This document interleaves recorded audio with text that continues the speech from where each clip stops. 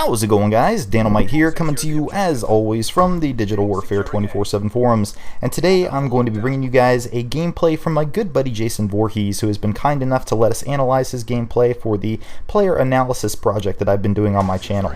Now, Jay is known as a somewhat more defensive player in our circle of players, and so what I'm going to be trying to do today is explore the benefits that he gets from his playstyle, and maybe areas where he's a little too cautious, where he's maybe going into the passive spectrum of how he's playing.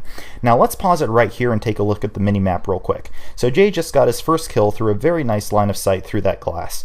And now at this point he knows they're spawning at C, so he's going to set up and he's going to aim towards their spawn where he knows people are going to be coming around that corner. Now when you're playing more conservatively like this, you have more time to look and see what your friendlies are doing, what those green arrows are doing on your mini-map. And if you look, his friendlies to his left are watching his flank routes right now. So you'll notice that he sits here for a good while, but he can actually afford to because they're watching his flanks. Now remember that for later, and we'll see where this gets him. So let's roll it here. He's sitting, he's watching, he's waiting, and there's a guy. Now I'm going to pause it right here again real quick as he's engaging this guy, and you'll notice that that he didn't have enough time to actually react to that guy coming around the corner. That's not why he threw that concussion there. What he was doing was he was actually pre-nading that corner so that he could move from one spot of cover to another. And when you're playing cautiously, that's something that can be really, really good. If you cover yourself while you're moving, you're going to have a much better chance of engaging from an advantageous situation. And in this case, his pre-nading the corner caught someone right as they were coming around and gave him an easy kill. So let's watch him clean up this guy here. Cleans that up, no problem. And now that he's moved up to this vantage point, he can look right into their spawn, right where they're spawning, and he ends up picking up one guy there, drops behind cover to pick up the reload. He's putting more shots on guys as they're coming off spawn, and at this point Jay has to know that pretty much all the guys that are spawning over there know where he is. He's not using a suppressor. Those guys have really been pouring it on him. Now right there you saw he only fired one shot, and then he held his fire. And that's actually because if he had just kept running around that corner firing at that angle where the player was about to run out of his field of view behind that blocky thing that he was hiding behind, he probably would have expended all of his ammunition and he might not even have gotten the kill. Let's see what conserving his ammunition and playing a little bit more cautiously does for him. You can see he's playing hide and go seek, but he ends up picking up that guy and he still has plenty of ammunition left over. So now he's going to aim over there, he's going to pick up another guy that foolishly comes around the corner, and now what's he going to do? Well, you saw in that last UAV sweep, actually, that there was a guy over to his right, and Jay unfortunately ignores that guy and he is able to jump up the staircase that's over to his right and kill him. So what Jay did there is he just wasn't quite observant enough. He probably overstayed his welcome there a little bit, which is something that you really need to be aware of when you're playing passively. Now right there you saw he switched to his knife as he was running around the corner, and that's something that I really admire in Jay's play in this game, is how much he switches over to that knife. And you'll notice that he's rocking that golden knife, which is very, very nice. What that's going to do is it's really going to increase your mobility, and pretty soon here I think we're going to see another example of how that works in his favor. So he's still looking into their spawn, he's using some good cover here, and bam, there, he takes some shot. I'm going to pause it real quick so we can discuss this. He takes some fire, and he's not in a good position. His weapon's down, he's not going to be able to engage that guy successfully. Now what I might have done before seeing this gameplay, in my case, if I had been in this situation, I probably would have just fumbled around with my gun, been like, oh shit, and maybe tried to fire back, maybe tried to lumber out of the way with my gun still out. But Jay, he swaps over to his knife to get extra mobility, and he's able to get out of the line of sight. So if you have a knife secondary or something that's still high mobility like a pistol, definitely take advantage of that added mobility when you need to get away. That's something that I've learned a lot from watching Jay, and something that I can definitely compliment him on. So seeing now he's pushing into C spawn with some of his teammates, and here he knows that there's a couple guys over there up where he was hanging out earlier, but his teammate goes up there, so he knows he has vision that way, and now he's just watching his UAV. Now he did something really, really good there. You'll notice he was the only guy capping C, and he saw on the UAV that there were a lot of guys coming to his right. So what some people might have done is they just might have said, fuck it, I'm just going to sit on C, I'm going to see if I can get the cap off before they get there.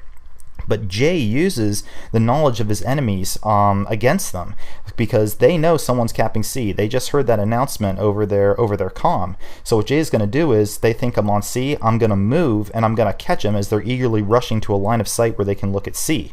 Now let's see what happens. Bam, he ends up picking up that guy. A guy spawns behind him, and a teammate picks him up. but because of that, he is able to keep himself on C where there are a lot of enemies around, and he's really going to start picking up some good kills. Now, he knows they're coming over to his right from his UAV.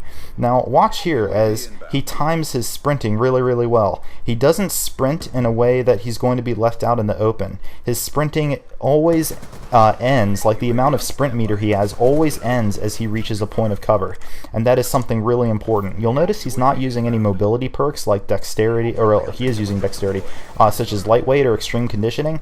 That's because he's just a little bit more of a cautious player.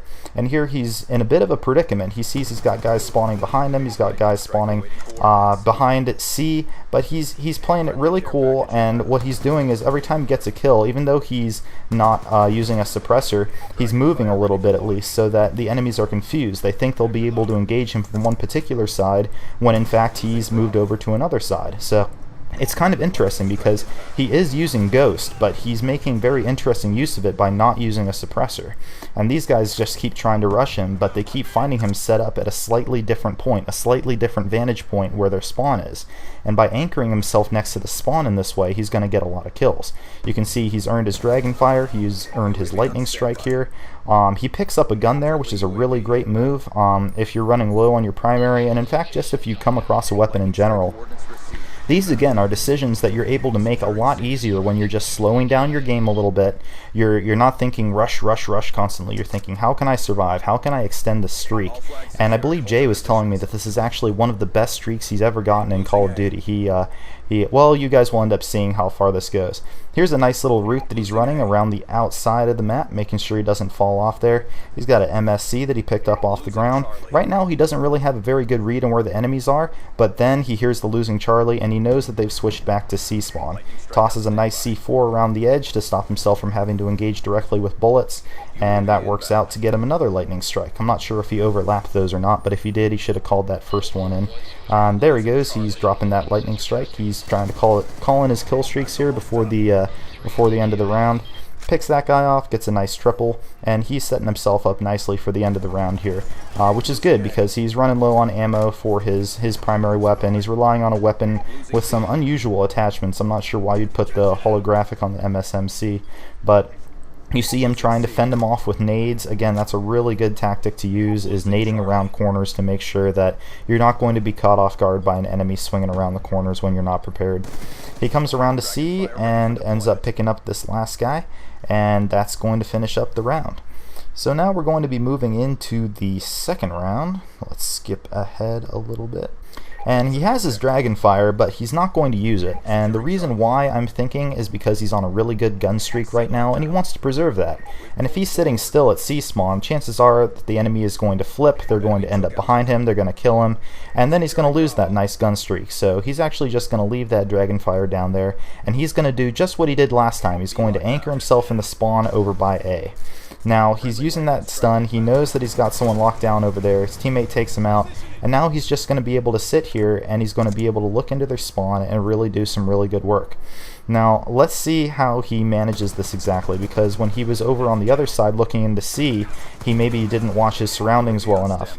Now, in this case, he knows that he's got teammates behind him. He knows they're going to be spawning over from his right and from ADOM.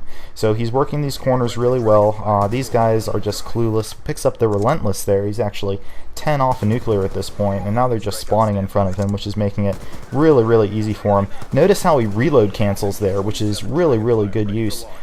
He wouldn't have gotten that kill otherwise, but he does end up getting taken out from behind.